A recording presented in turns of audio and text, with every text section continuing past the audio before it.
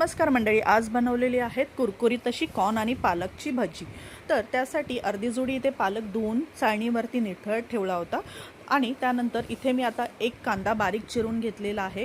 थोडे मक्याचे दाणे, स्वीट कॉर्नचे दाणे आहेत, खलबत्त्यामध्ये क्रश करून घेतलेले आहे। तुम्ही मिक्सरमध्ये हे क्रश करून घेऊ शकता। त्यानंतर इथे पालक जो मी धुवून घेतला होता तो बारीक असा कापून घेतलेला आहे। त्यामध्ये पाव चमचा हळद टाकलेली आहे, अर्धा चमचा धने जिरे पूड आणि 1 चमचा एव्हरेस्टचा तिखा लाल मी इथे टाकलेला आहे। यामध्ये मी सफेद तीळ टाकलेले आहेत। सफेद तीळने ह्याला छानपैकी असा क्रंचीनेस येतो। जे भाजल्यानंतर, भजी भाजल्यानंतर ह्या तिळाची जी चव असते खूप छान अशी येते। इथे मी चवीनुसार मीठ टाकलेलं आहे, 2 चमचे तांदळाचं पीठ टाकलेलं आहे। तांदळाच्या पिठाने ही भजी अतिशय कुरकुरीत अशी बनते। इथे मी सुरुवातीला 3 चमचे बेसनाचं पीठ टाकून घेतलेलं आहे, बेसन टाकलेलं आहे।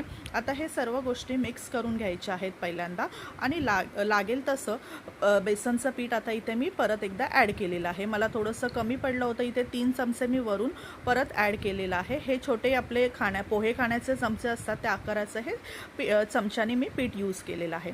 आता इथे पीठ आपल्याला जास्त पातळ करायचं नाही, लागेल तसं थोडं थोडं पाणी टाकून आपल्याला हे पीठ थोडंसं असं पातळ करून घ्यायचं आहे। बघा, या कन्सिस्टन्सीमध्ये पीठ आपलं असलं पाहिजे।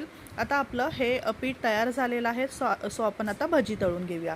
बघा, असं हाताच्या साह्याने आपण जशी कांदा भजी सोडतो तसं तेलामध्ये गरम गरम ही भजी आता सोडून घेतलेली आहे। आता ही मस्तपैकी खरपूस अशी आपल्याला ही भजी तळून घ्यायची आहे। अशी ही कॉर्न पालकची भजी अतिशय चवीला सुंदर लागते। तुम्ही एकदा नक्की करून बघा। तुम्हाला जर कॉर्न आवडत नसतील तर तुम्ही नुसतं पालकही टाकू शकता, पालक आणि कांद्याची पण छान लागते। तर अशी ही कॉर्न पालकची भजी आपली रेडी झालेली आहे। एकदम कुरकुरीत क्रिस्पी अशी ही भजी लागते। तर तुम्हीही एकदा करून बघा। इथे ग्रीन चटणी सोबत मी सर्व केली होती। सो तुम्ही अशी भजी बनवा, खा आणि मस्त राहा। आपले इतरही व्हिडिओ आहेत, तर तुम्ही छान छान व्हिडिओ आहेत ते जाऊन तुम्ही बघू शकता आणि आपल्या चॅनलला सबस्क्राईब करायला विसरू नका। धन्यवाद।